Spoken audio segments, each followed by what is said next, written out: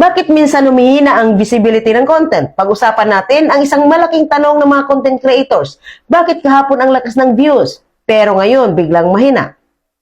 Normal ba yan? Oo, pero may malinaw na dahilan kung bakit nangyayari ito. At yan ang i-discuss natin ngayon para mas ma-improve mo pa ang reach ng content mo. Una, algorithm adjustment. Unang reason, nagre-recalibrate ang algorithm. Ang algorithm ng Meta or Facebook ay nag-a-adjust araw-araw based sa behavior ng audience. Pwede kahapon sobrang engaged ang viewers mo, maraming like, share, comment, kaya malakas ang post ng system sa content mo. Pero kapag the next day humina ang engagement, automatically binababaan ng algorithm ang distribution. Meaning, less interaction, less visibility. Kaya importante na consistent ang engagement para stable din ang reach mo. 2. Audience behavior changes.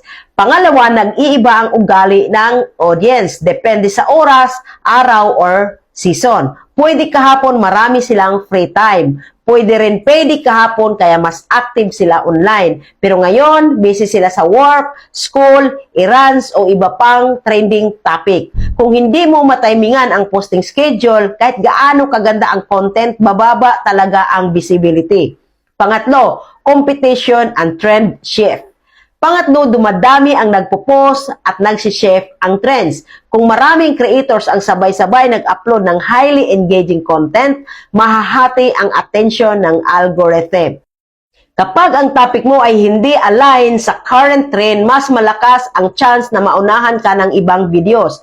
Remember, the more creators posting, the more competition for visibility. Ang pang-apat, content fatigue. Pang-apat, content fatigue or naulit na ang content style. Baka paulit-ulit na ang concept, delivery, or topic mo. Kung hindi na bago sa pananaw ng viewers, humihina ang watch time, kaya humihina rin ang visibility.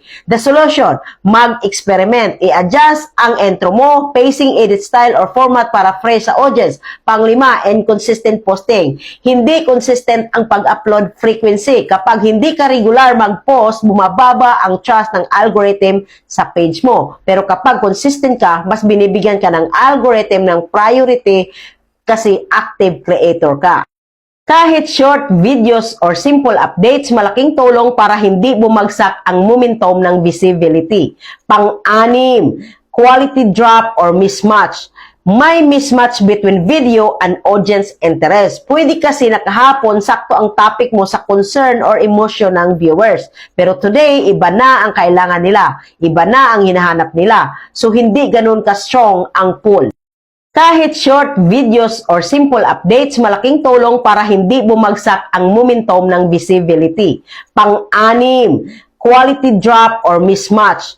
May mismatch between video and audience interest. Pwede kasi nakahapon sakto ang topic mo sa concern or emotion ng viewers. Pero today, iba na ang kailangan nila. Iba na ang hinahanap nila. So, hindi ganun ka-strong ang pull. Kahit slight drop in clarity, audio, editing topic, relevance, may effect agad sa distribution. So, tandaan mo, normal ang ups and downs ng visibility. Hindi ibig sabihin na pangit ka gumawa. Ibig sabihin lang, nagbabago ang algorithm, audience, at trend.